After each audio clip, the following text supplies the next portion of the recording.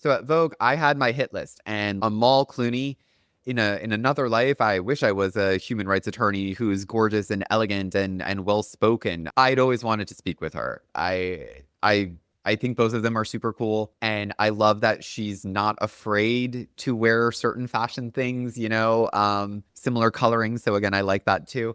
So when I got to talk to her, and it was so funny because all my friends texted me in real time, but obviously I couldn't see it. They were like, Right. "You're not paying attention to George Clooney. Why aren't you asking George Clooney any questions? You're only focusing on Amal."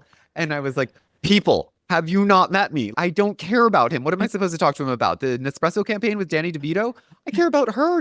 She's in Richard Quinn. Come on." I'm Jill Demling, and this is Going Rogue. Today, I'm re-releasing one of my favorite conversations with my dear friend and fellow former Voguette, Edward Barsamian. For over a decade, Edward has been a force in fashion media. As style director at Vogue, there wasn't an airport outfit he didn't clock on everyone from Amal Clooney to Zoe Kravitz. Beyond the screen, he was on the red carpet, interviewing stars at the Met Gala or accompanying them to the Golden Globes. And yes, he was always the best dressed. Since we last spoke, Edward has moved from the Michelin Guide to gracious hospitality and is now working on his own venture, currently under wraps. So instead of covering the red carpet, he's curating the guest list, and whatever comes next, we know it will be chic. I'm re-releasing this conversation as a full video interview on YouTube because next week, Edward joins me to co-host our season 1 finale where we sit down with the one and only Priyanka Chopra Jonas. So put on your duster and your Tom Ford shades as Edward Barsamian goes rogue. Hi, Edward. Hey, Jill. How's it going? That was a very nice introduction. I know we were talking last weekend at lunch, trying to figure out when and where we first met. And I was convinced it was at Bungalow 8, late night. But No, that's not untrue, but the first place we actually met on set, it was for a specific part of the magazine at the time called Style Ethics. It was when Vogue was starting to focus on sustainable fashion, ethical fashion, all of that stuff. Tanya Goodman was obviously the sittings editor because sustainability is a passion for her, as it should be for all of us. Anyway, the model was Blake Lively. It was at the Surrey Hotel just as it was opening. So it was on 76th Street between 5th and Madison. Super luxury, really cool. We hadn't had something like that as like a place in New York a really long time. So it was like nice. Gossip Girl was like just starting. So it was interesting to see who was plucked from the cast for this moment. So fast forward, I'm like jewelry intern, accessories intern, and I'm very methodical, as Jill knows, and some of you might know. And she comes in and is like, "Everybody," I was like, "Get a coffee for Miss Demling," and blah, blah, blah. You were so nice to me. I just remember you had like, it was an offhand comment about something where it was like Blake Lively likes X. And so I made sure that we had, and it was red velvet cupcakes. I made sure we had those just before she arrived on set. It's just that those is little so things. funny. Yeah, it's just like those little things because that's what sets everybody apart. Is just like that drive and focus. Well, it's funny because I mean, I'm old, so I barely remember that, but I especially don't remember you being in the jewelry department. Not that I can't see it, but that's funny because I never know how to describe what you do or what your job is because it's never just one thing. I mean, to me, it is. To me, you're my stylist. I don't go to India without having you pack me. I don't buy a trench unless you approve it. Got style in spades. You are very kind. I take tons of pictures, send them The to pictures you. are good. You know your angles, which is fantastic. For the Gen Z listeners, I think it's important to learn how someone got to where they are, especially for those people who are pursuing a career in fashion or journalism. So I would love to know how you got started. What was little Edward like? For some reason, I don't know why, I picture you as the female version of Cher Horowitz from Clueless. Always ahead of the trend, impeccably dressed. Edward is here. The hallway's my catwalk. I don't know why. That's what I picture. You're not far off. Little Edward, I actually have photos. This is in Italy with my family. Yep, the shades. The Exactly. Like shades. the sunglasses are on, whitewater rafting, like you've got the hat and the vest, so it's got to be Just in sweet. case the paparazzi are there, you have to be ready. Always. I had a Prada backpack, so that tracks in terms of like share. It was really interesting. I grew up in suburban New Jersey. What was predominantly conventional, like Polo or Abercrombie and Fitch, J. Crew. I wore that stuff, but I wore it in such different ways because I would wear like, I don't know, Ralph Lauren collection, like the runway t-shirts, and I would definitely break. Our school had a dress code. Look, if you are not showing up ugly, you should be able to wear whatever you want, in my opinion. Right. And that's what little Edward did. Yeah, Won best dressed senior year of high school. yeah, I mean, you're always so great at high low. You don't have much low, but the way you do incorporate it, because that's one thing I would always ask you when our offices were close to each other. I wanted a trench like you had or a duster like you had. And when you tell me, oh, this is Zara or this is H&M or whatnot, it was great because you had a way of making exactly like you said you did as a child. You could wear it differently, mix it up, and it suddenly looked like either Victoria Beckham or Burberry, or it's a talent. I appreciate that. It's kind of what you said before, stylist style. And so like, yeah, my job titles have always been fairly nebulous in the sense that it's like vague, it's overarching because to your point, style is intrinsic. I think the cool part about working so closely with you, but then like also the like fashion critics at the same time was the fact that it was like you were showing at the time you were working on mass pop culture. You were bringing those figures into our universe. The fashion critics were doing that in regards to what's on the runway.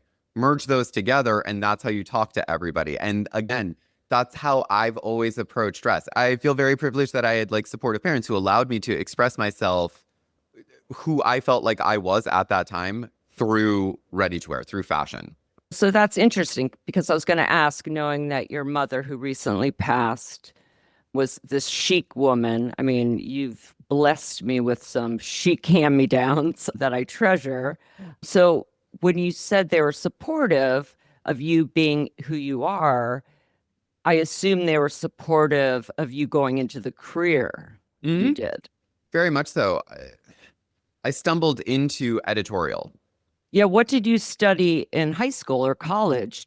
Were you reading fashion magazines? Were you Totally. This is going to sound weird. I did grow up with Vogue, but not really. We were a W household back in the old day when it was like giant, oversized Yes. format. You had the gossip column in the back, Susie and all that stuff. And it was so much fun because you had those like hyper color shoots with Stephen Klein or David LaChapelle or Mario Testino. And it was like the Beckhams together pre kids sometimes and stuff like that.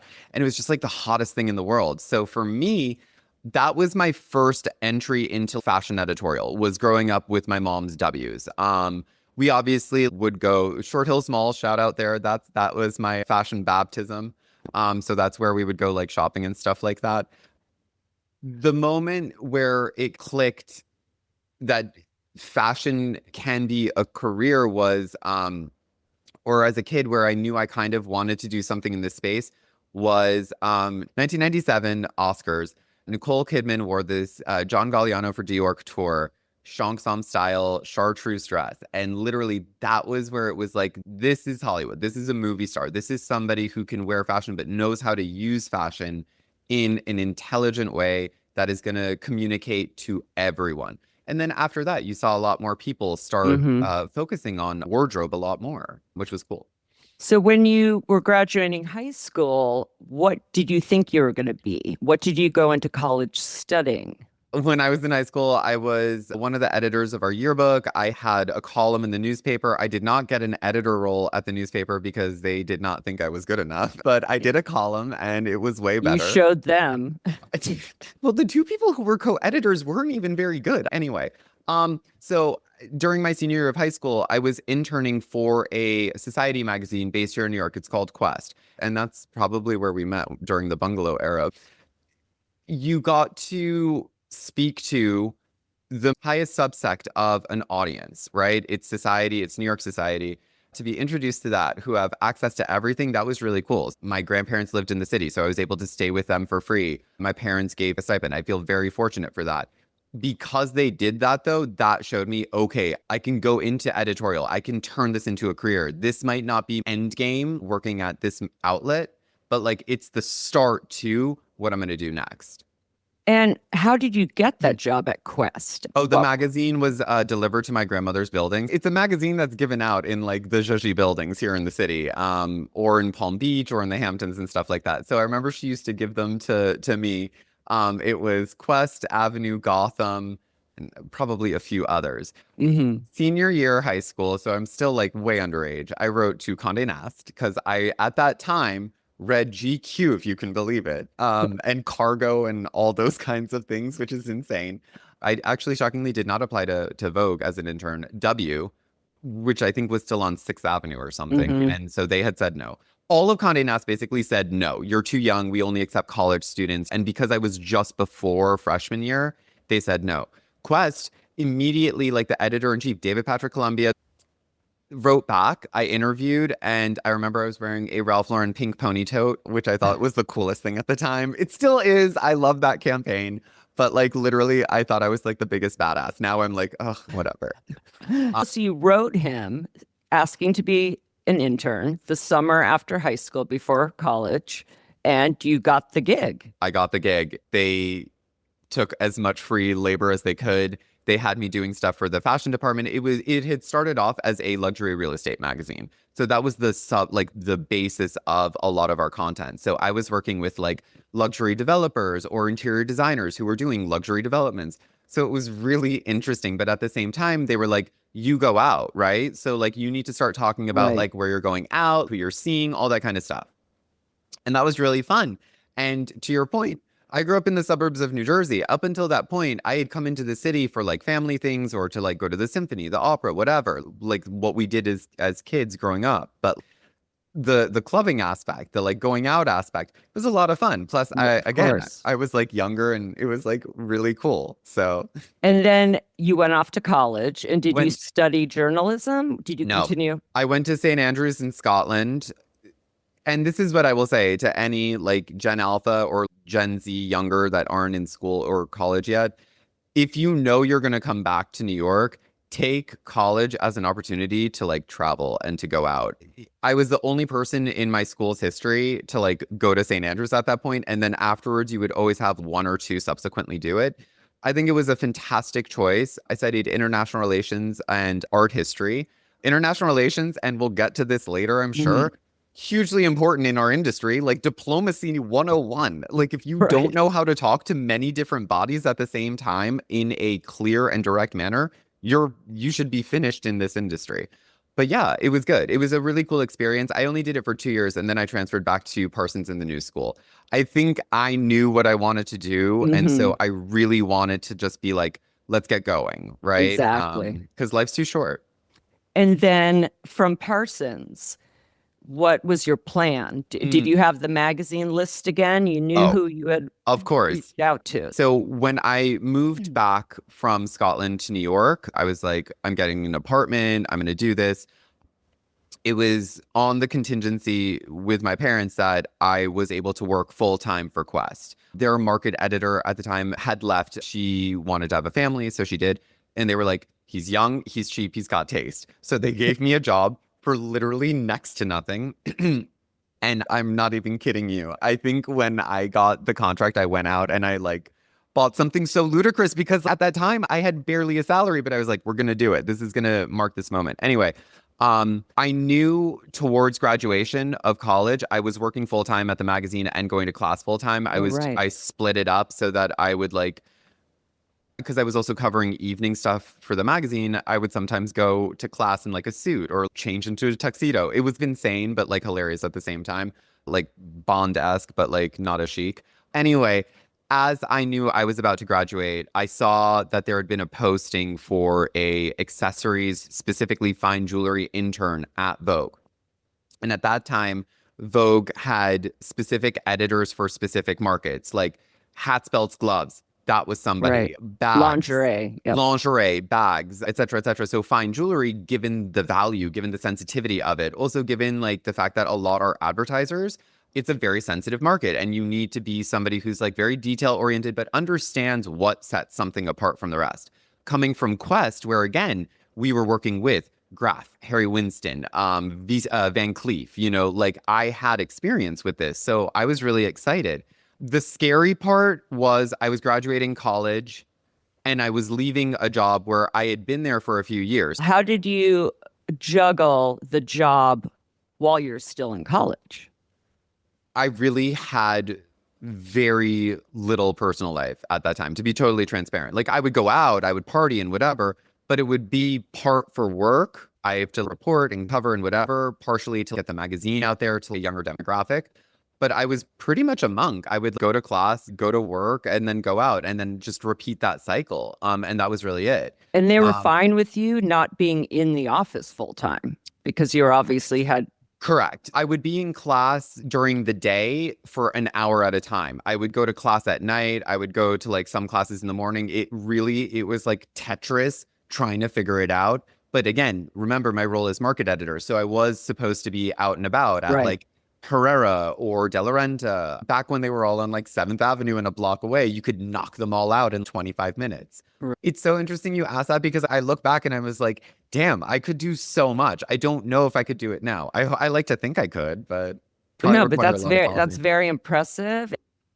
I can tell that about you. The fact that you went for it. You literally went for it. You knew what you wanted to do. Let's get started now. And you made it happen. And that's hard for some kids. I mean, it was hard for me to know what I wanted to do. And I would have loved to just have clarity on my future. I think that's what a lot of people get anxious about. And it's great to have had a clear idea. This is where I will be. And let's go. Yes. It was awesome having that list. It was like Vogue, the New York Times, 60 Minutes. I know that sounds random, but 60 Minutes, again, if you can take a legacy institution and make it appealing to a broad audience, you've done your job. There is something to be said for that focus, that drive. I would not be here being interviewed by you if it wasn't for that. That being said, there is something to be said for letting things happen in their own time. I think I forced myself to get to that Vogue role the first time.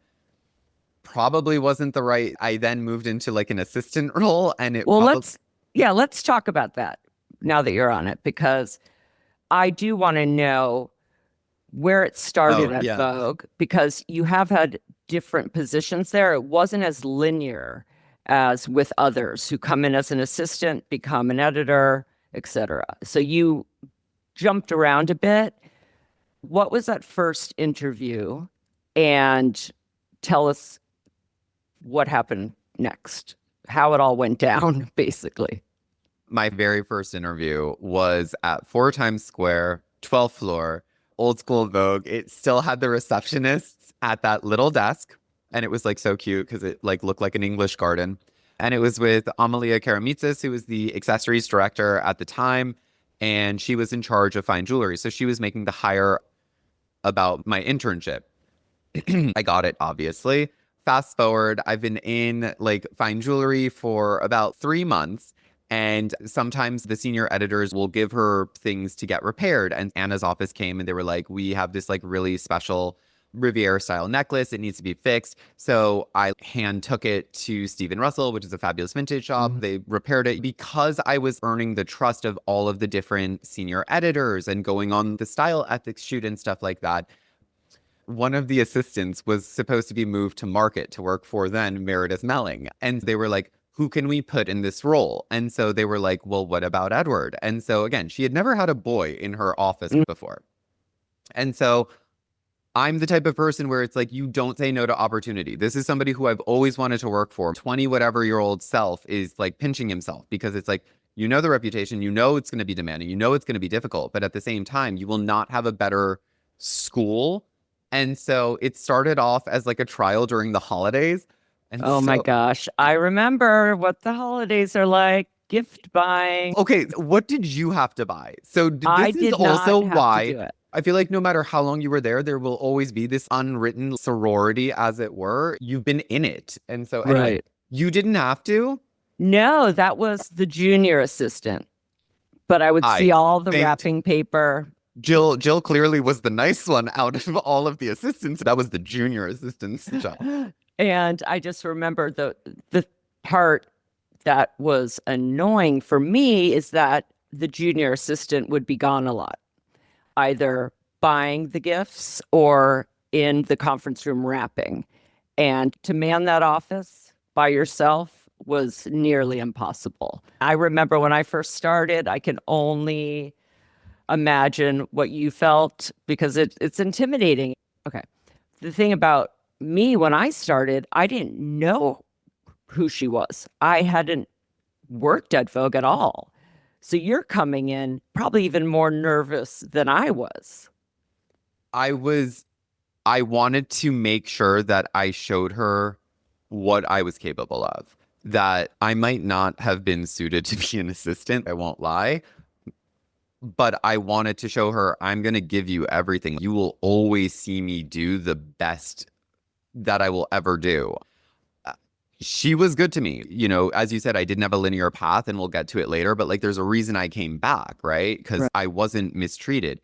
One of the other assistants was like a demon to me. It was humiliating how she spoke to me in front of like the other members of staff, because at that time Anna's office faced out onto like events and communications. Right. So like they could hear the second assistant basically just chastise me for not undoing the Miho flowers the way she does it. I was like, are the flowers going on her desk in a vase? A Clarice Cliff vase? Yes. So we're good, right? She's not going to yell at me over that. Why are you yelling at So me over that? did she have 3 assistants at that I time? was the third assistant. Oh, okay, because we only had 2. And it's funny when you're talking about taking the necklace to get fixed, because that happened so many times when I was in her office. There was a particular one that would always break. The And amethyst one? I don't know which one it was, but this is a long time ago. We're talking late 90s, so probably 1999. And Leslie Fremar had picked it up off her desk while Anna was at lunch to get it packed up to bring to get fixed. And she dropped it and it broke. And she was in tears. And I said to her, just calm down. Let's think about this. So, this is a necklace that keeps breaking. Here's what we do, we're going to take it up to the jeweler, have them shorten it. And then that's how we could explain why it's broken, why it's shorter, and that this is actually a good thing because it'll make it lighter and it won't keep breaking. Anna never knew that it ever had broken. And in fact, that's what the jeweler had wanted to do anyway. Those necklaces, man, always They're breaking. beautiful, but the most delicate things in the universe. Oh my God. Yes. So, what did you have to do for her, and how long did you last, and whose choice was it to move on from that position? Oh, I remember what I wore in my interview. It was during the holidays, so it was gift wrapping and everything. Clearly I had passed the test. So in the new year, they moved my predecessor to accessories or market, and then I bought a new Balenciaga by Nicolas Ghesquière suit in gray. I still have it. I still wear it. I still feel like a boss in it, which is so crazy.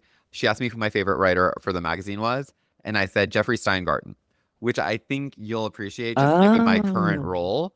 At the time, Jeffrey Steingarten was the food critic at Vogue, and so he would write about like caviar, but somehow it would be very approachable. He would write about bluefin tuna before it became like a common thing. Yeah, he'd write about whatever he wanted, and Yes. Phyllis Posnick would do incredible still life images to go with it. And I will Exactly. say, a lot of people bought Vogue because of Jeffrey, and a lot of our subscribers were there for Jeffrey's piece. And so I think she thought because I gave such a different, thoughtful answer, and again, it doesn't seem to compute that I would be like, I like the food critic at Vogue. That's how I started. I was there from officially like January until I want to say Paris Fashion Week or whatever that year. So like 2 months. So it was pretty quick. Yeah. The first assistant was going to business school. So the managing editor at the time basically called me an assistant number 2 in. number one assistant was leaving. So number two was going to be promoted to number one. Right. But number two at the time really didn't like me. Like she really wanted me out. She was really just mean. Basically, the situation was numbers two and number three don't get along. Number two's been here longer. Number three, you got to go. And so I signed a very, like cool situation where they were like, you can come back at some point, whatever. They gave me severance and I left, which I thought was like, I don't think I would get severance now.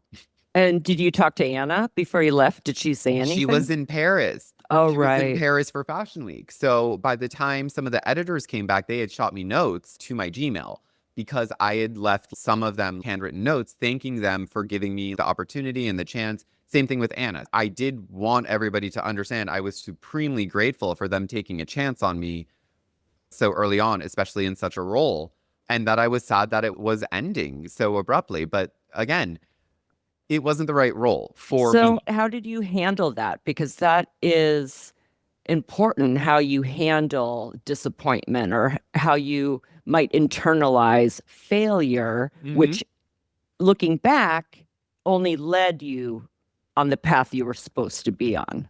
Totally. But at the time, it's pretty devastating. The most devastating thing in the universe. Here I am, like early 20-something, finally in what I think is my dream role, right? At my dream place. I do remember immediately after it all happened, I made sure that the exit agreement was like all kosher and then I signed it with lawyers and stuff. But immediately after I went to Prada and I bought several sweaters, went to lunch with a girlfriend and I was like, okay, today is going to be the one day where we're just going to like enjoy ourselves, whatever. The week after was kind of touch and go in the sense where it was like, what should I be focusing on next? What is my next move? All that kind of stuff. But then that second week, I gotten several job offers, which was really cool. And so it was very reassuring because, again, at that point, you think to yourself, maybe I'm not worthy of Right. in Maybe X this industry. isn't the right Totally. path for me. Totally. But again, my parents bet on me. And so I had to bet fully on myself. And I did. I went temporarily to Gilt Group. At the time, it was like the flash sale site. They had all of the designers on there. When I had just been at Vogue in accessories, we had worked on a collaboration with Gilt that was launching as I was starting at Gilt Group. So it was really cool. So I got to like work. I learned how to code, which I sadly don't know how to do anymore, but I wish I did. It was really cool being on the operations and back end side of what was at the time the leading like flash sale site. It really was. Yeah. It was a big deal.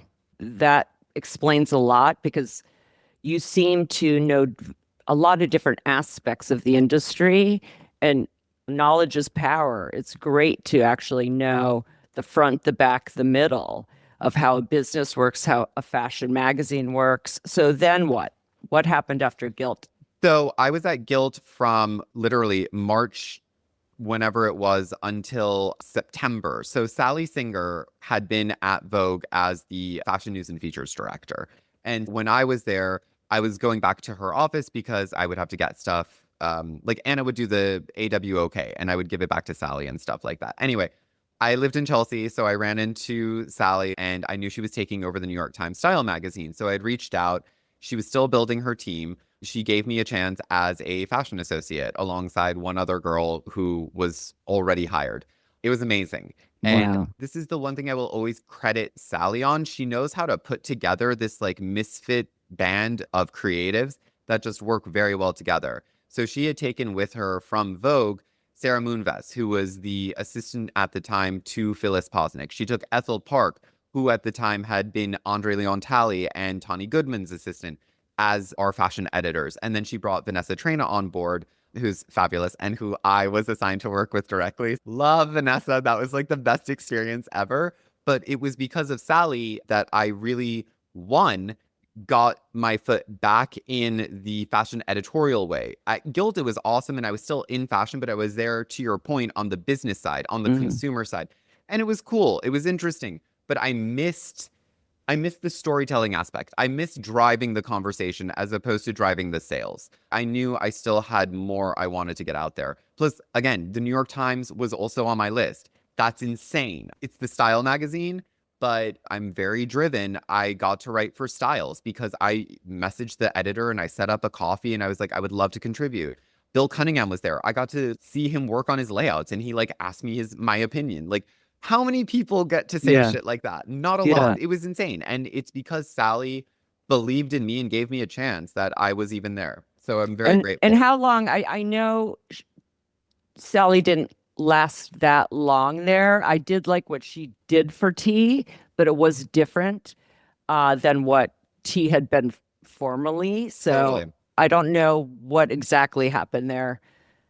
So during that era, it's the 2010 to 2012 era in media, just for context for everybody. WWD is basically a gossip rag at this point, and what they were doing was pitting Sally's T against Deborah Needleman's WSJ. And so every week or whatever, they would compare our like advertising numbers, they would compare all this stuff. We were kicking their butts, but at the same time, that was a really new product. WSJ had just launched, so it was like much more democratic in the sense of how they were positioning luxury. Sally's was very specific. Sally was there for 2 years or like 2 years and change or whatever. And then there was, as you said, it was like an abrupt changeover. All of the old team basically left. Sally went back to Vogue. Sarah went back to Vogue. I think, I don't remember where Ethel went. I think she went to like Allure or something. Vanessa and I stayed on only because Deborah Needleman, shockingly, was appointed the editor of T. And Oh. yeah. And And she so kept you on. she kept me on. She did.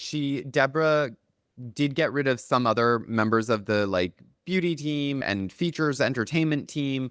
And that was her choice. Yeah, for everyone out there, that's something that happens very frequently. A new editor in chief comes in and they change the whole team. You know, they want to bring in their new team. Sometimes it's a fear of the loyalty is still with the other editor.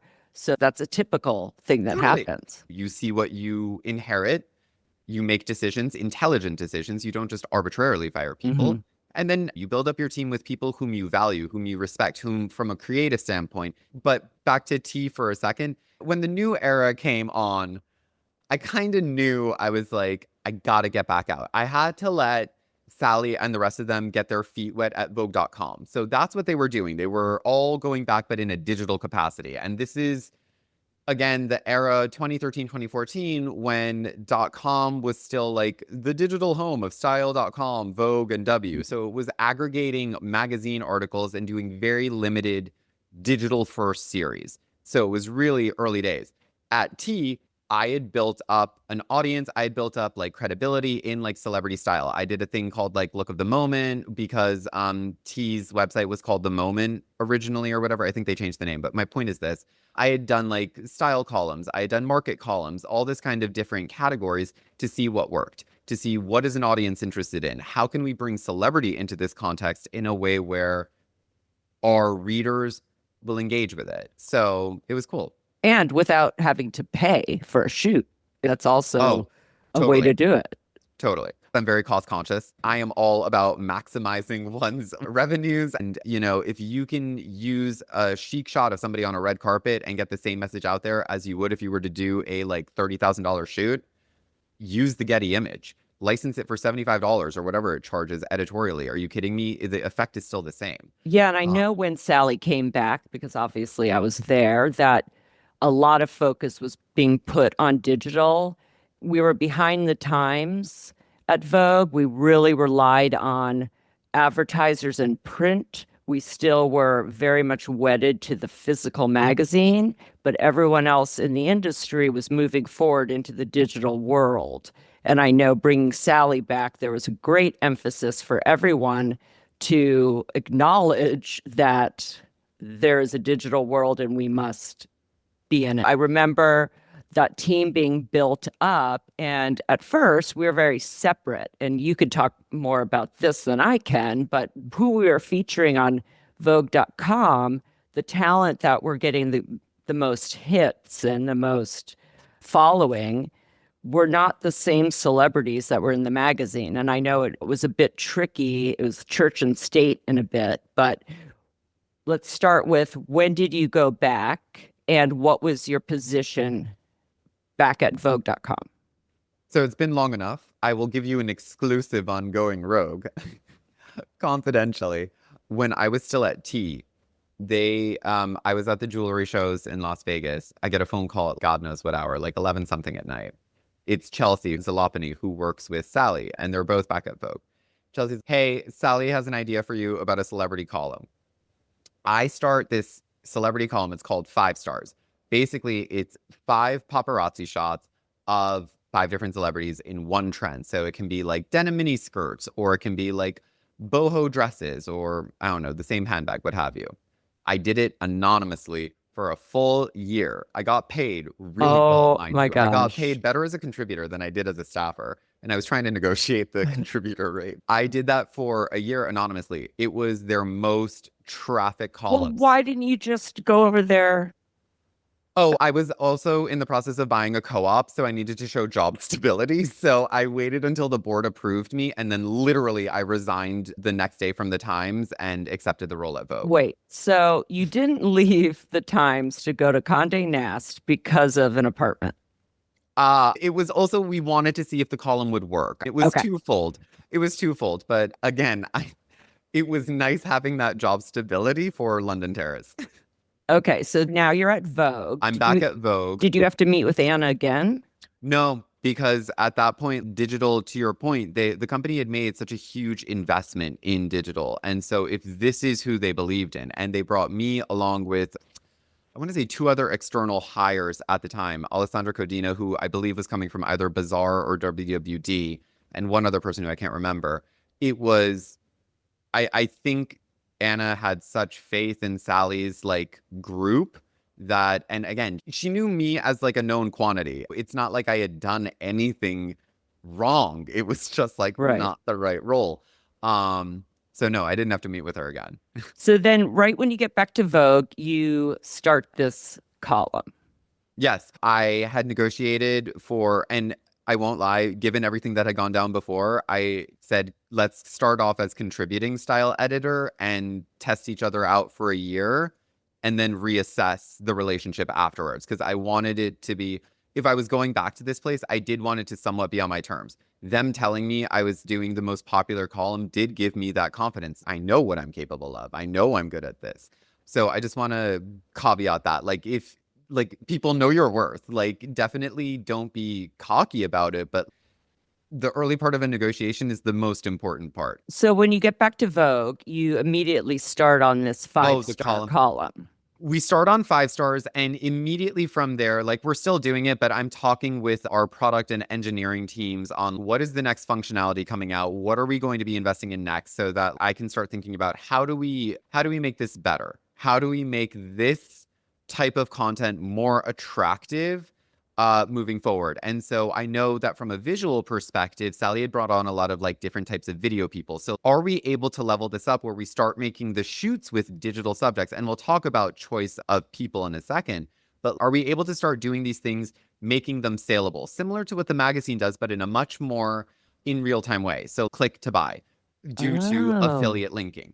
And so that's why, again, like being at Gilt gave me that kind of perspective that I normally would not have had. Like, to your point, it was still early days. We could have been a leader in digital selling. And I think we were in an editorial perspective. I do think we could have pushed things further. Okay, so then with your airport images, when you're spotting celebrities out and about at an airport, are you thinking about what they're wearing and if it exists for the reader or I don't know what you call it when someone's following the followers of your column? So you couldn't pick something that was couture. Yeah, of course you can. Of course you can, because again, you can always have it be like shop similar or whatever. Okay, got it. I will say this. I love that airport style is a thing. I know, literally, I remember back when I was there, the amount of stylists who hated me because they were like, we now have to dress our clients up to go to like an airport.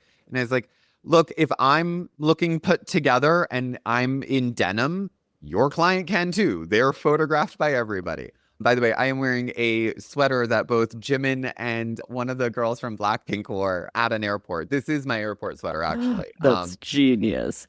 Would Anna or Sally say to you, we need to promote jeans. We have to promote Levi's. So find someone with a great jean walking through an airport so that we can offer a Levi version to our customer. It actually happened in reverse, if you can believe it. So I have one very specific context. Gigi Hadid, like way, way long ago, 2016 era, wore these Stuart Weitzman over-the-knee gray suede boots, and she wore it with a gray sweater dress. And she wore it many different ways. And so I remember I was covering it, and I was like, it's her favorite over-the-knee boot, blah, blah, blah.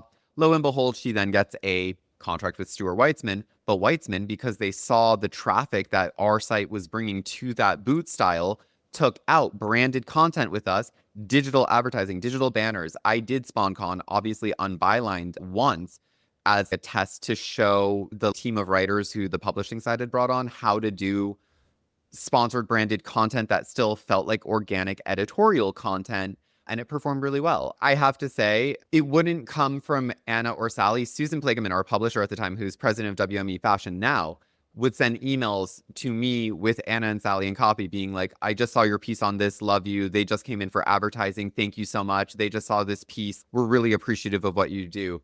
And just getting those emails from Susan with Anna and Sally in copy, because I know I wasn't always going to get it from Anna. I know I wasn't always going to get it from Sally. But to get it from the business side, the revenue side, that understood that showing the commercial side of fashion to an audience that like just wants to buy something chic, that just wants to buy something cool, it's not bad. It's not a dirty thing to be commercial. It just showed me that you can be chic, but you can also be commercial at the same time. Well, that can be a double-edged sword, though, if the publisher is so into what you're doing on the editorial side, that could then influence what you're doing editorially. Now, it would always be after the fact. And it wasn't like all the time. It was very specific things. And then they like would get a flood of emails from their like specific advertisers being like, hey, we love this piece, or hey, we're going to come in because of this. So no one would call and want that sort of coverage. No.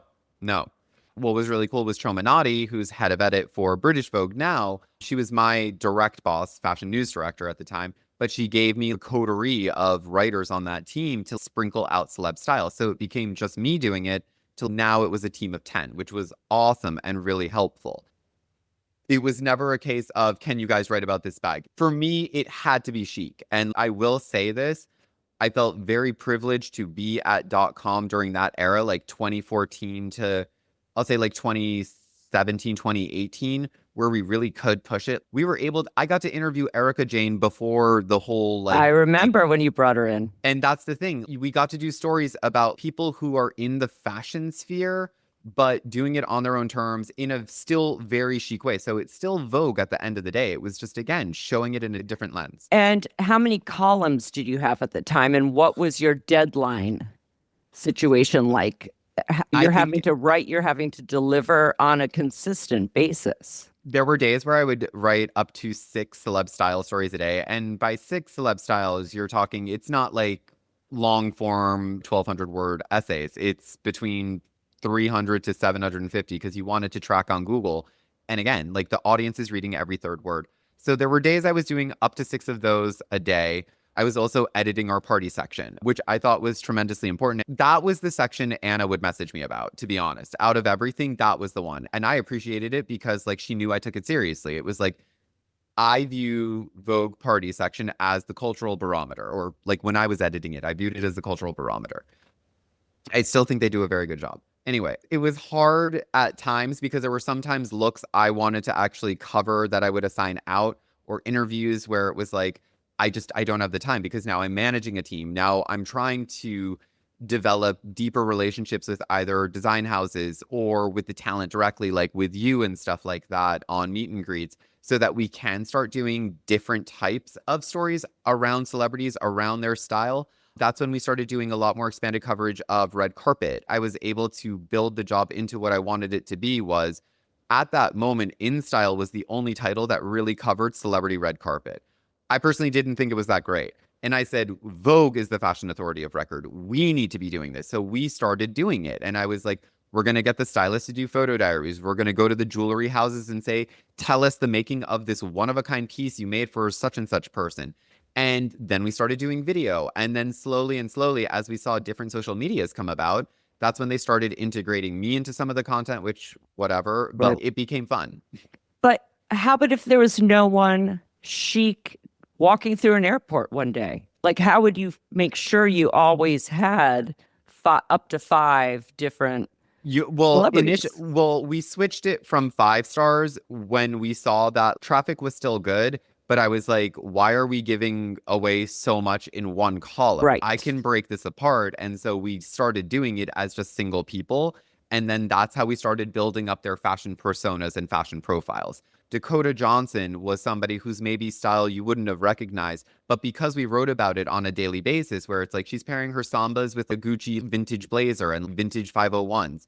And then the next day you would see her in the same Sambas, but with a rose slip dress. That's how we were doing it. We were identifying the people who we knew were going to be really shaping not just how the runways were going to look, but how everyday people were actually going to start dressing. I definitely took advantage of Vogue.com when I was trying to pitch a cover of a celebrity. So, for instance, if I wanted Dakota Johnson for a cover, and if I got Anna to agree, we would utilize you and the team to start building her up with our reader so that when she got that cover, when the cover hit stands, our Vogue readers expected it because that was going to be her first cover. We always wanted the first cover with a new celebrity. Instead of following maybe what a bazaar did with the celebrity, we wanted to showcase her, anoint her a Vogue girl. And to do that, we needed to start planting the seeds, so to speak, so that it was almost expected that, oh, there's her Vogue cover, not who is she? Exactly. And that's why I always enjoyed working with you in this capacity, because you always kept me in the loop. You always were like, hey, do you have XYZ people on your radar? The team you also had at the time was also very much like, hey, have you guys looked at XYZ? Even for like runway shows, I would show her like, these are the people who are going, these are the people we're potentially planning on doing stuff with. And it would be because like you and I had spoken and I was like, they're going to be featured in XYZ. Okay, let me see if they're going to be at Dior or what have you and stuff like that. Just again, to really show the audience why we're choosing this person, why this person is a fashion person, why this person is like a Vogue girl, as you said. And then when you're getting the photos together and you're choosing who you're going to feature, did you always know what they're wearing, or did you have to contact them or their stylist to figure it out? Hybrid of both. To answer your first question, how did I find those images? It's sad that I will still do this to this day. There are several like wire photo agencies, Splash News, Backgrid, Getty, Shutterstock, and like one more and whatever. And I also go to BFA to look at like party pictures to see that. I'm going to all of those places like clockwork every morning when I was doing that job, because in the morning you would see all of Europe, the UK, and Asia. So I could always put together maybe 3 people, put it together, send it on Slack to Choma being like, this is what I'm thinking. And she'd be like, use this as a backup. And then we would wait until the first American shots come out for like all the stars who are going to like the morning shows in New York. Today, Good Morning America, Live with Kelly, etc. And that's when you would usually get one good person who's wearing something solid. And you didn't have to get approval from the celebrity to run the images? No, because it's all on wire agencies. And so again, because it's Vogue, we're doing positive coverage. We would never say like so-and-so looks like a clown. We would just not cover it. I guess the only time it would be problematic is if, I doubt this ever happened, say Beyonce's walking through the airport holding a Coke instead of Pepsi, or, you know, if someone's wearing something that's not the brand that they're contracted to wear. With Beyonce, what's interesting is, and I got to start doing print magazine stuff like towards the end of my time at Vogue, which was really exciting. But I remember I was doing our like in-book trend pages, which I had wanted to do since I was a kid. And I remember emailing the team at Parkwood, which is the company that Beyonce's entire enterprise, yada, yada. And I said, do you mind if we use this photo? And I was like, it's going to be the lead image. It's going to be, and they were like, yes. They did make me send them like a PDF just before so they could see it in context. But like Beyonce was an interesting one. She was very specific about like which photographers from like agencies or whatever captured her. And so again, you know, you want to be cognizant of that. But again, think about it. At the same time, I love our photo editors teams that existed there at the time. And you can ask any of my colleagues because they will know that I was always at odds with them. I chose my own pictures. I know that if I didn't like that shot, a celebrity wouldn't like that shot. Right. So I was always the one being like, I need the cleanest shot. This is going to sell this point. Because if I don't believe it, you don't believe it, like the reader won't either. And there was a time, though, that you would reach out to the stylists. Yes, yes. So in terms of credits, there were several like celebrity websites. So it was like Star Style, Red Carpet Fashion Awards. But then I would definitely reach out to the stylist for a bunch just because it wasn't so common. And the looks we were featuring were like day-to-day looks at the airport, groceries, shopping, school run. I definitely like would message Victoria Beckham a lot being like, hey, who is this jacket by? Because like 99% of the time, you know, she'd be wearing her own stuff. But every once in a while, she'd throw in like a Balenciaga, Celine by Phoebe Philo. And so you're like, damn it, like, is it Phoebe? But Or you like, just messaged her? Like, how did you even get to the point where you'd message her directly? she had started her fashion label when I was still at the New York Times. And Sally knew that I was a huge fan because what Victoria started off as doing was like super modern, minimal tailoring. It started off as dresses and then moved really much into suiting, tailoring coats with beautiful Savile Row fabrics and just like gorgeous materials. And so I respect that. And obviously, I was a huge Posh Spice fan as a kid. Are you kidding me? Obviously, I'm a Posh. And so when she launched the label, I worked like a lot with her team at T on exclusives. Like we got the exclusives on her handbag, her first season handbag collection. And you develop a trust, you develop like a professional friendship and relationship. I mean, I wouldn't do it all the time because again, 99% of the time she was wearing her own stuff. Her team would email me because if I didn't ID it, they'd be like, can you say it's pre-fall, blah, blah, blah. Oh, that's Or funny. which was really cute. Yeah. I enjoyed it when the publicists or the teams would send stuff like that because then it meant that they were actually reading it. And that was always nice. And wasn't there something with the Kardashians? Weren't you close with Kim Yes. or? I mean, this should define the time. So my first month at Vogue was the Kimye issue.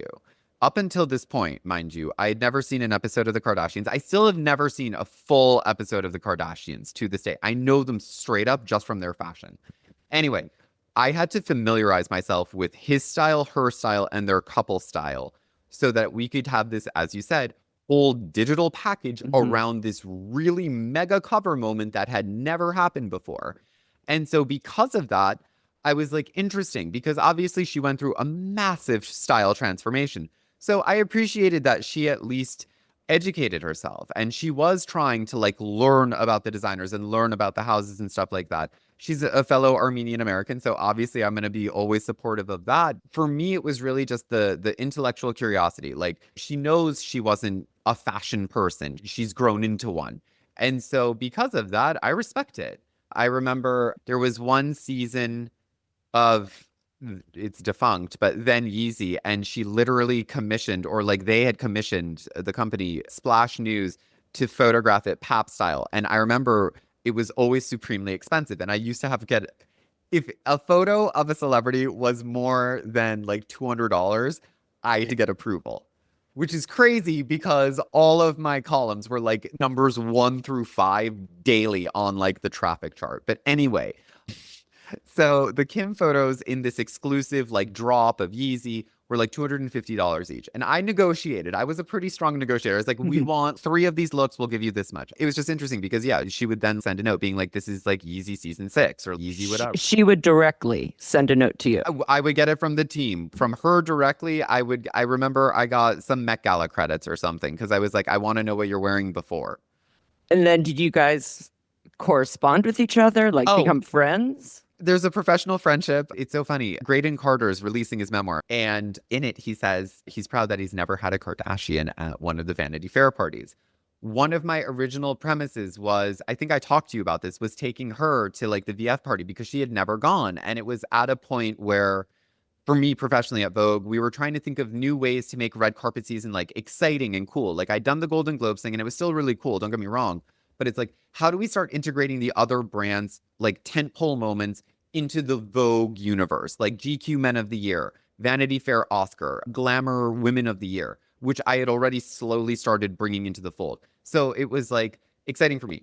That didn't happen, obviously, but we were emailing back and forth during that period About doing it. and DMing about doing that and stuff Well, like that. let's talk about the parties that you either hosted the red carpet. You were the guy on the red carpet, and you're great at it. I mean, I would love to know if you ever even thought about television hosting, because I would totally watch Live with EB.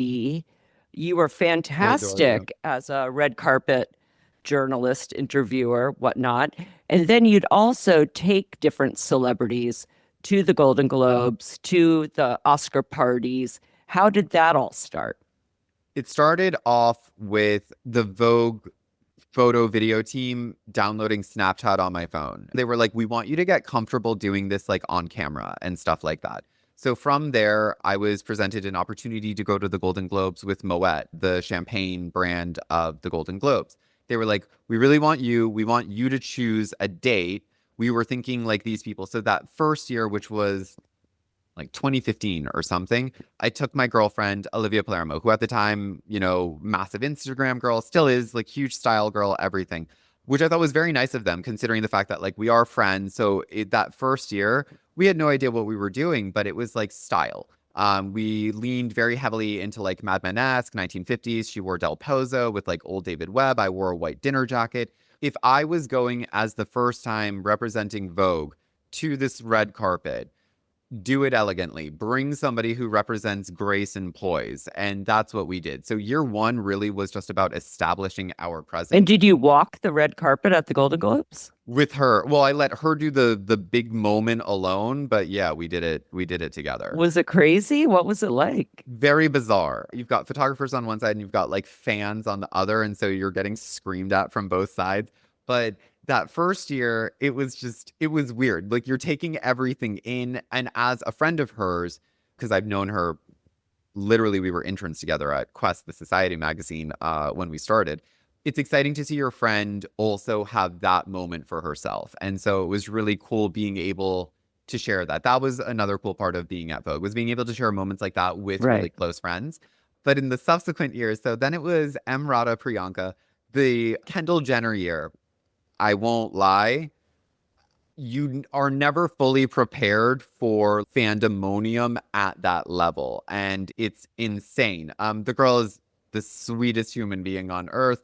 I have always loved her style, on or off duty. I just remember it was insane. What did she wear that year? Jean-Baptiste Valli haute couture and Lorraine Schwartz jewelry. A friend of mine loves to give me shit for saying that and will always post it on his IG for my birthday. It was this massive train. And so I remember her stylist, Marnie, had very intelligently sewn like a bag inside the dress to put the bulk of the train so that when she was sitting at dinner, it wasn't this massive thing, which was, as I said, super clever.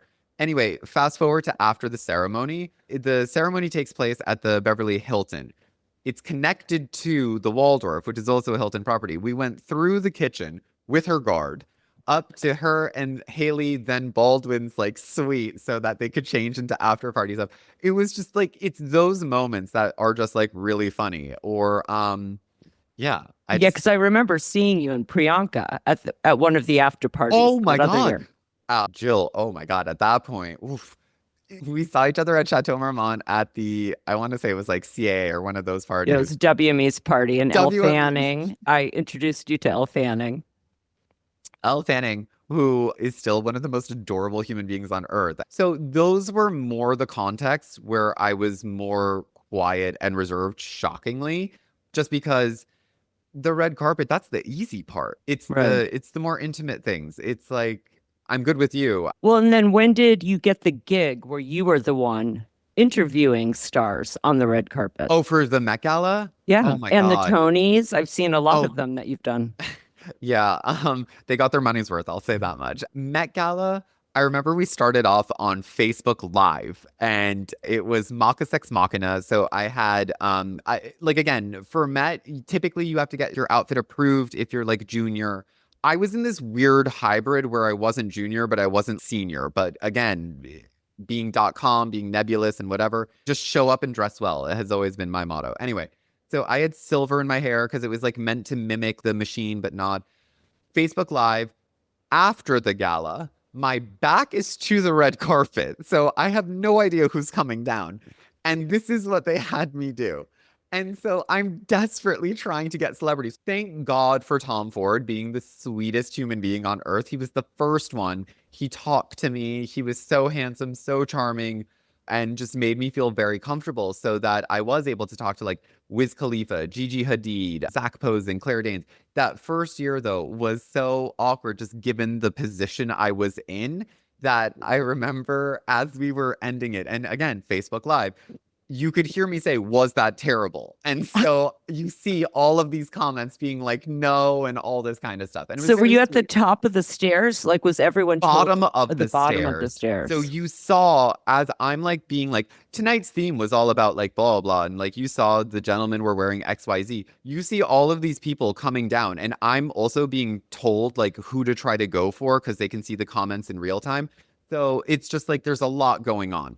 So obviously, after the success of that first year, they were like, we're going to move you to the top of the staircase and looking down at everyone so you can actually see things. And I was like, thank Yeah. you guys. And we had moved it to before everybody goes inside so that I'm not dealing with. Of course, people definitely don't want to be seen at that point if they've been drinking, if they just want to get to their Well, room everybody wants to go to change. the after parties. Mm. To your point, some people might have smoked, drank things, Yeah. whatever, and it's live. Expletives Right. happened on that Facebook Live, and I was like, shit, am I gonna get fired? I didn't, obviously. Once it moved to Instagram Live and it was at the top of the staircase, it was really cool. My goal during my second era of Vogue was to make it a place that was still chic inherently, but to make everybody, whether you're a celebrity or you're just coming to the website or picking up the magazine to read, you felt included. You felt like the fashion was for you, that the people that were being interviewed, profiled, or whatever somehow represented a facet of you. And so to be at the top of the stairs, which I think is bizarre, all of these celebrities are like, oh my God, I'm so happy that part's done. I get it. It's a lot of photographers and stuff like that, but you're wearing a beautiful outfit. Come on, people. They would always be like, oh, there's just this huge sense of relief. It was always nice being able to be that calm moment for them where they could just kind of talk about the fashion, talk about something irreverent, something fun, and then go inside. I won't lie, not everybody was great. And how do you prepare for that, though? It's much different when you're holding notes or doing a phoner versus you're live. You don't really know who you're going to be speaking to next. Obviously, you know who you hope to be. You hope it's Rihanna, Beyonce, Tom Brady, or I do. But you're in real time, you're learning what they're even wearing. So how did you handle that? So in terms of the know what they're wearing part, all of the prep behind the scenes that you guys would normally never see at .com was that in about 6 to 8 weeks before, if not a little bit earlier, I was already reaching out to the stylist, to the design houses, to some of the celebrities directly being like, hey, we want to do XYZ photo diary. We want to do the Met special issue. Back in the day, the Condé Nast used to print a special issue of best photos from the Met Gala. So I knew pretty much who everybody, for the most part, was wearing. You had your Kims, your Rihannas, your Beyoncés, who were always wild cards and you didn't know. How did I prepare? I prepared from that perspective. I would know for the most part who was going to be there just from, again, a content perspective. I needed to know. Your goal as an interviewer is to, I always say this, but charm and disarm, like make them feel comfortable. So talk to them about something that's safe. For instance, there was one year where it was actually my last year, I think, Heavenly Bodies, 2018. And Ocean's 8 was about to come out and it centered around the Met Gala. So I remember each time I saw like a Sarah Paulson or a Mindy Kaling or an Anne Hathaway, I asked them about that. And I was like, how does this compare to like blah, blah, blah? And obviously all those women had been to numerous Met Galas before, but it's just like a fun way to like, bring something up that, they'll enjoy. And was there anyone that was just totally boring who just didn't want to answer questions and just wanted to get in? I love talking to Sarah Jessica Parker, but I felt like sometimes she was rushed off the red carpet by her date sometimes. Interesting. And I saw the Katy Perry interview when she had the huge wings. That was hilarious. I was so scared, one, of her hitting me with those things, but also like me accidentally like hitting her and ruining that outfit just because it was so insane that I won't lie. Like Heavenly Bodies was like, in my opinion, one of the best years from a fashion perspective. some were costumey, but like the bulk did pay reverence to the theme in just like the chicest, as I said, most reverent way. Those wings were insane. And I talked to her stylist about them, and she was like, there was no other way to transport her except in an open car. I mean, that was hilarious. And any other highlights from the Met red carpet? Yes. Someone that you were totally starstruck by and a Um, little nervous when you saw them walking towards you? Amal and George Clooney. Like literally. Wow. Like everybody has their, if you're a journalist, you have the places you want to work as like a dream, and you have the subjects you've always wanted to interview. So at Vogue, I had my hit list, and Amal Clooney, in another life, I wish I was a human rights attorney who's gorgeous and elegant and well spoken. I'd always wanted to speak with her. I think both of them are super cool. And I love that she's not afraid to wear certain fashion things, similar coloring. So again, I like that too. So when I got to talk to her, and it was so funny because all my friends texted me in real time, but obviously I couldn't see it. They were like, Right. "You're not paying attention to George Clooney. Why aren't you asking George Clooney any questions? You're only focusing on Amal." And I was like, "People, have you not met me? I don't care about him. What am I supposed to talk to him about? The Nespresso campaign with Danny DeVito? I care about her. She's in Richard Quinn. Come on." Yeah, Amal Clooney. I want to hear your list. Who are your tops? Best dressed of all time? Who do you consider to be the top 5 best dressed as street style versus red carpet? Street style for sure, Rihanna, but she can be both. Victoria Beckham, like Mhm. legit. I do like how she still puts outfits together to this day. It's just clean. The Olsens. I've never gotten to interview them. I've only been at like row appointments and stuff like that. They are elusive, and I would want to talk to them about not their fashion label, but literally their personal style. Right. The Olsens. That's funny that you say that because Vogue.com just did a piece on their spring style. On the The Olsen Olsen, spring yeah, style. yeah. It's one of those things. It's like, you know how to mix high-low. You know how to mix like super old beaten up with a ratty fur, but not make it look like Grey Gardens, but make it look like an elevated take on that. It's a very unique proposition. Rihanna is somebody who I think everybody should look to from a fashion perspective, only because you see that she genuinely enjoys it. And that's how fashion should be. It should be something that people enjoy, that you feel like your truest self in at all times. And that's Yeah. why she was always somebody I wanted to interview. And she was somebody I didn't mind waiting. Actually, that's a lie. I did mind waiting, but like I waited 4 or 5 hours, and I was like, it's still worth it. No, I always say it about Rihanna that she's always sexy. And to me, confidence is sexy. So she can wear a sweatsuit, a huge fur, a huge blanket on the red carpet, and she's sexy because there's Exactly. confidence there. She does not have to be half naked to be sexy. And I really admire that about her. And that's something I will continue to tell my daughter until she's Do it. 18 because it's important. Kendall Jenner and Hailey Bieber are the other two street style people. I like Hailey's evolution. I was a huge fan of hers when she was Hailey Baldwin. I felt like she definitely got a lot of hate. And so I was like, this poor girl, she's so sweet. And Kendall Jenner, I love the Walmart Birkin. I love the $20 Picotine on TikTok. I'm going to give my Hermes bags a break for a second, but I like how Kendall Jenner is integrating hers, because obviously this girl can have any of them between all 12 sisters. I'm sure they have every bag. I like how she's doing it in a very like old school Ralph Lauren way, where it just feels like classic American luxury. It doesn't feel like it's forced in your face, and it's just chic. I like it. Okay, so now we're ending your Vogue years. Mhm. What was the transition out of Vogue to Victoria Beckham? Had you felt like you had done all you had dreamed of doing at Vogue and it was just time? I find myself staying at the party too long all the time, not knowing when to leave. I spent 20 years there. I like how your career, there's great starting points and you always transition at the perfect time, either right before something is going down or when it's getting same old, same old. So how did you get to that point at Vogue that you felt it was time to So I had my hit list of interviewees, and after I had done Amal Clooney at the Met Gala, I was like, I did it. Amal, Victoria, Rihanna, Kim Kardashian West, and I don't like VB, I guess, I think is what I had said. I had been able to do the Flash trend pages, which was like a hybrid of like party pages, trends on people, but on celebrities. And so when Anna and Mark Holgate asked me to like contribute to the magazine, which was in like 2016, 2017, one hugely proud moment for me personally. It was really cool. And to be able to do those types of pages that I knew our readers would love because it's stuff they want to see.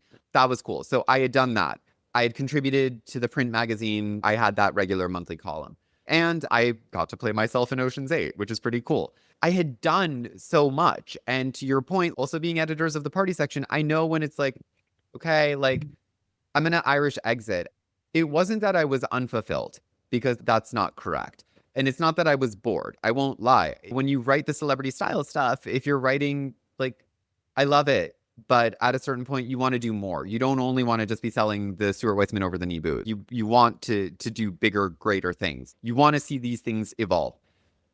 Basically, when I had known, I had been in conversations with Victoria Beckham and her team to take this role. We were getting like a lot of the paperwork together. I had went and basically said, look, I have been presented an opportunity for X. I bleed Vogue. I will always bleed this brand. You've known me now in 2 capacities for blah, blah. You've seen my results. I basically wanted some sort of firm commitment with a little bit more money. And they were like, no. The one thing I wonder about, but like then I don't, is if I had just gone straight to Anna, just given the dynamic of the relationship at that point, because she had seen me as an editor, which again, hugely appreciate that. Like that's huge.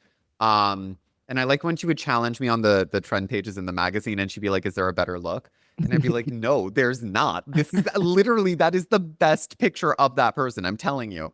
I wonder if I had gone straight to her with this, if things would have worked out differently. That being said, I don't think professionally anything would have changed for me. I think I still would have been not stunted, but like just going through the motions. And this is something I hope your audience takes away. Sometimes you need to leave the place where you've always wanted to be to get to the next place where you want to be, because you don't know what it is if you stay in this cozy cocoon. I literally uprooted myself and moved to London. How did I exit? I resigned. So after basically I was told, like, we're not going to give you more money, I signed the contract with Victoria. Literally only my parents knew for about a month or 2 before I then resigned officially to Anna. I had one more Golden Globes where I took Gemma Chan. And I said I was going to host the first Vogue 100, which is like their membership club event with the stylist Kate Young after the Golden Globes. Because, again, I will always be supportive of the brand. They've supported me to get to where I am. I did that.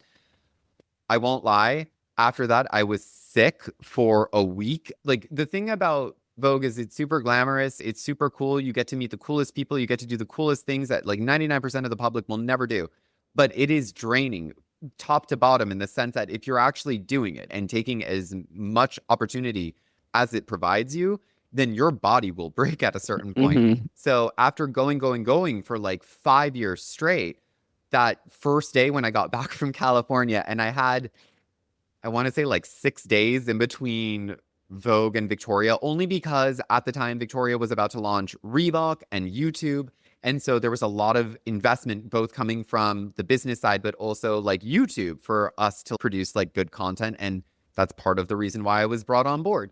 I was in bed for a good 4 out of those 6 days because I was so exhausted, drained, definitely like dehydrated and hadn't eaten that much.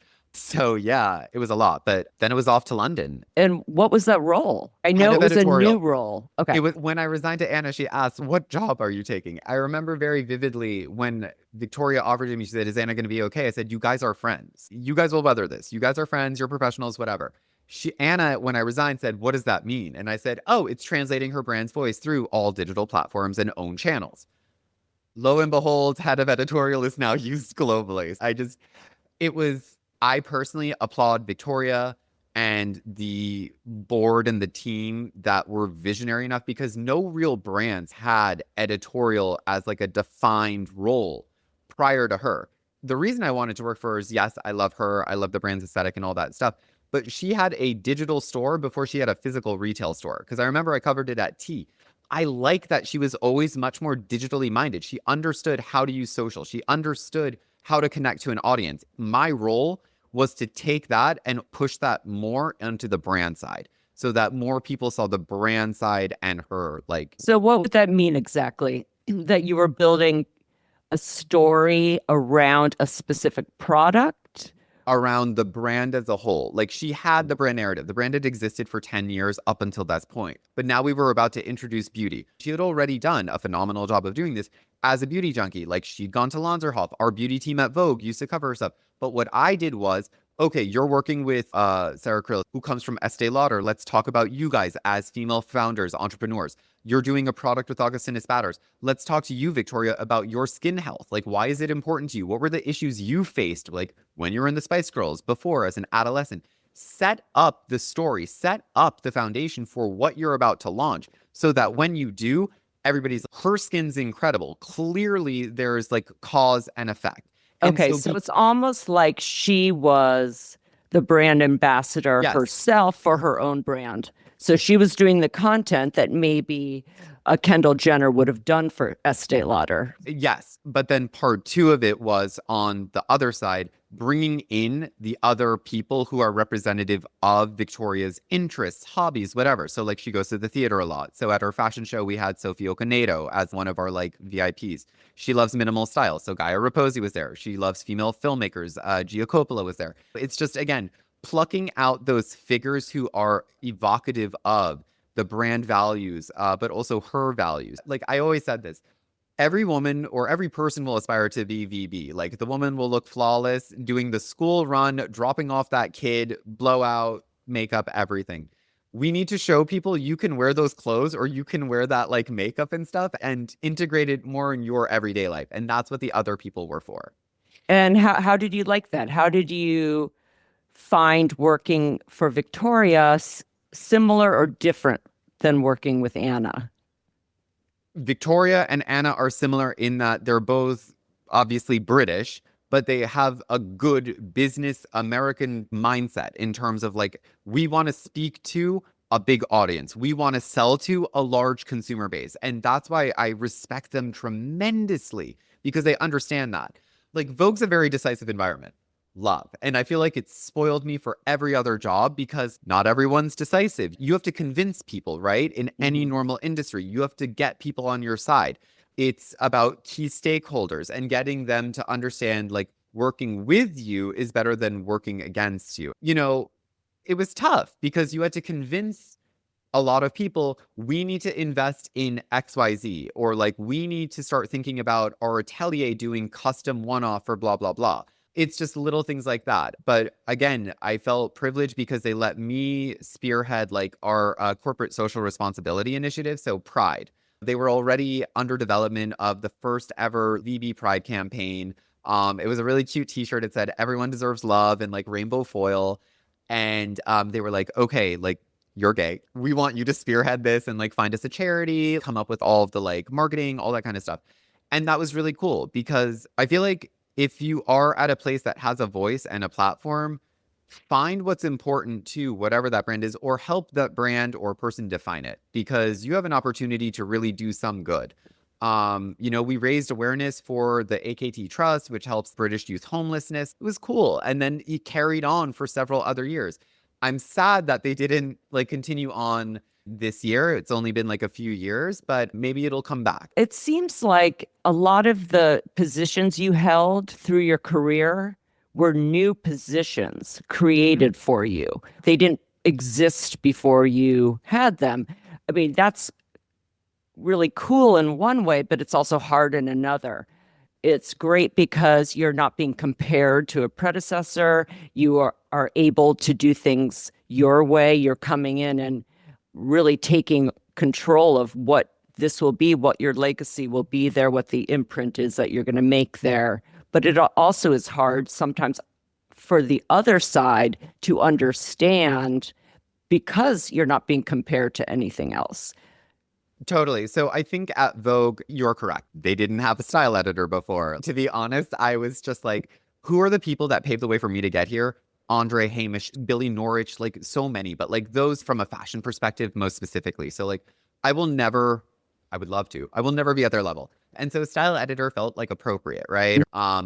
Victoria, same thing. I knew what I wanted to do. I was very focused. I was very driven. And so, again, I wasn't going to squander any opportunity. I was going to continually prove myself.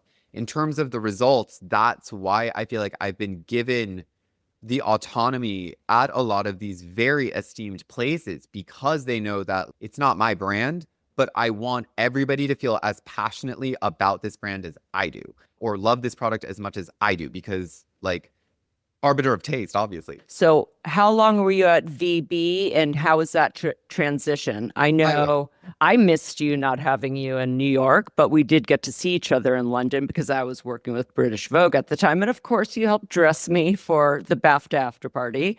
But how long were you in London, and when did you decide to come back? I was in London for a year and change. Shout out to JD. She always had me at the British Vogue BAFTA parties. Oh my God, like introduced me to, my God, this actress. And we actually wound up going to like a polo thing together, which I thought was really cute. And I think Youngblood was with us one year. Youngblood was amazing. It was the Tomlinson girl because I saw her at polo and she was wearing Victoria Beckham. You're just incredible because you welcomed me, even though you and Edward Enninful had this like OG coterie of people you knew and stuff like that. It was very nice.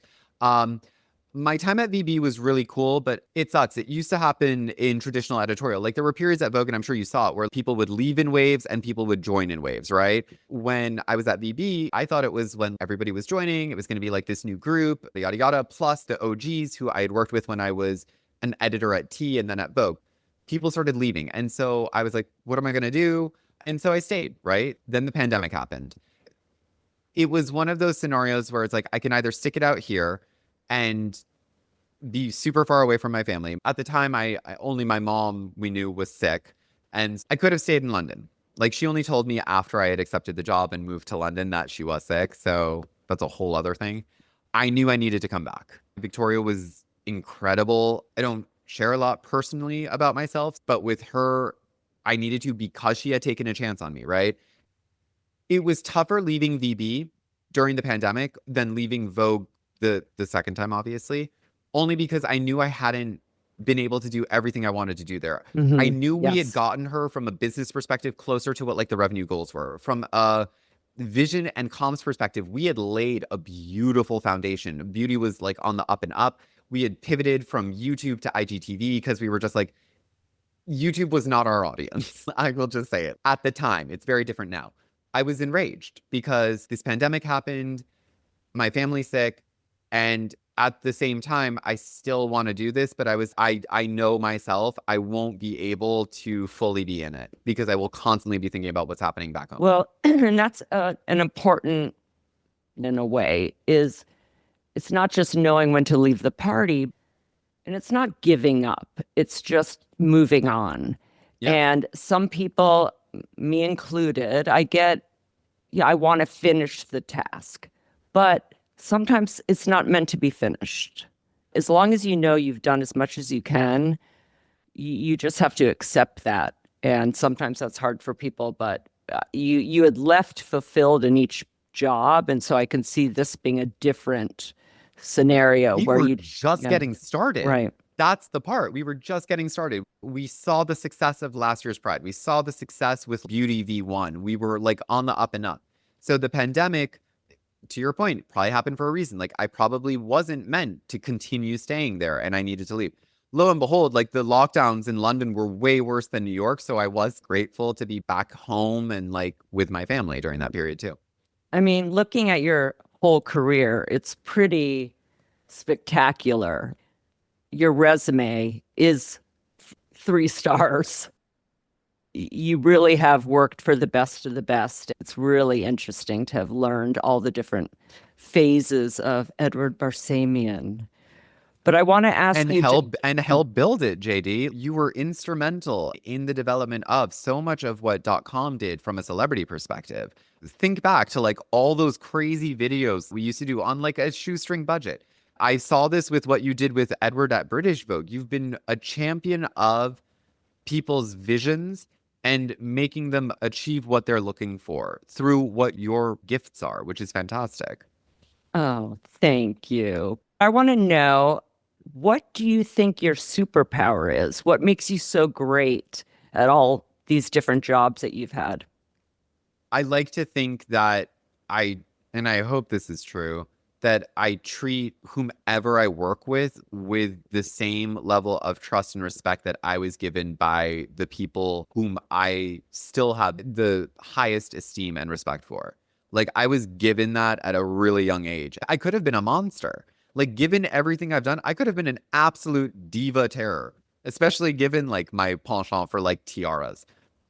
That's not what we should be doing. Like, we're here, just do it chicly, do it elegantly. That's it.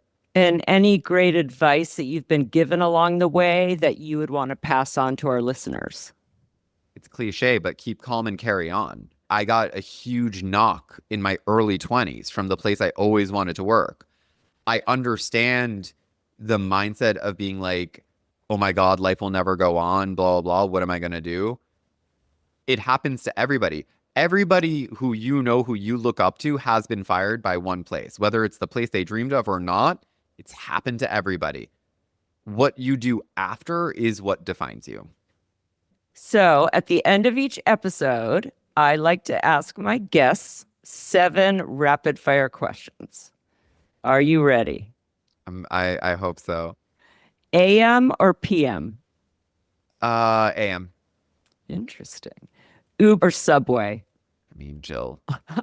I don't even know why I asked. I love everyone. I took the subway with my colleagues in London, the Victoria colleagues in London, even though I was like, I will pay for a car. It took just as long. Come on, I'm not going to get stabbed. No. Book or film? Book. Sweet or spicy? Oh, sweet. Spots or stripes? Stripes. Yep, I knew that. Top or bottom? Always looking for a good top. I absolutely loved having you on today. You've had such an interesting career and so many good life lessons, career lessons for everyone out there. So thank you. Okay, that's our show. Thanks for listening to Going Rogue. And be sure to like and subscribe. Today's show is produced by me and Maddie Rosenberg at Radio Free Rhinecliff with assistance from Maddie Kelly. Special thanks to David Vo for our great graphics and Taras Romanov for our epic theme music. See you next Friday.